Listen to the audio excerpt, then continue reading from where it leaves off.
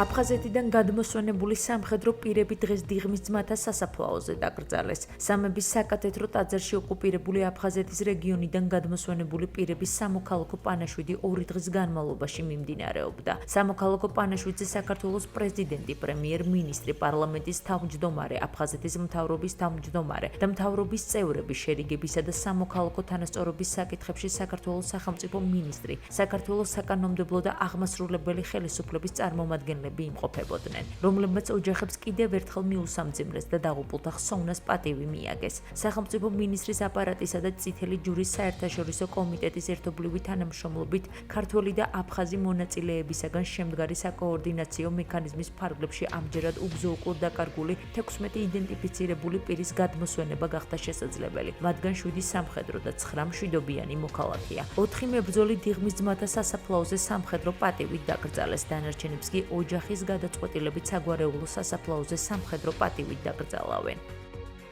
ძალიან მძიმე პროცესის შემსწრენი ვართ ჩვენ. მოგეხსენებათ 2300-ზე მეტი ოჯახი არის მოლოდინის რეჟიმშია.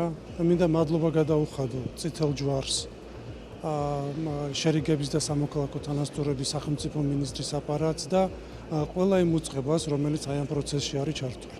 ინტენსიურად გრძელდება საქართველოში 90-იანი წლების შეიარაღებული მოქმედებების და 2008 წლის აგვისტოს ომის შედეგად უგზო-უკვლოდ დაკარგულთა მოძიების და მათი ოჯახების თანადგომის სახელმწიფო პროგრამა გულითადად ვუსამძიმრებ ოჯახებს და გამძლეობას უსურვებ ყველას, ვინც დღეს ხელმეორედ განიცდის ჩვენი ქვეყნის ერთიანობისთვის ბრძოლის დროს საკუთარი ოჯახის წევრის დაღუპვის დადასტურებით გამოწეულ ტკივილს. ძალიან მძიმე დღე გვაქვს დღეს, მაგრამ ამავე დროს სასიხარულო დღეა, იმიტომ რომ ადამიანის გზაკვალი საერთოდ არ ვიცოდით, მებრძოლი იყო და სოხუმის დაცემის დღემდე 27-მდე არ გამოსულა სოხუმიდან, იმიტომ რომ ვერ წარმოედგინა, რომ შეიძლებოდა ქალაქი დაცემულიყო. მსახიობი იყო და მოგეხსენებათ, ხელოვნების ადამიანებს კავშირი აქვთ ერთმანეთთან და აფხაზურ დასთანაც ესეთი კავშირი ჰქონდა თეატრთან და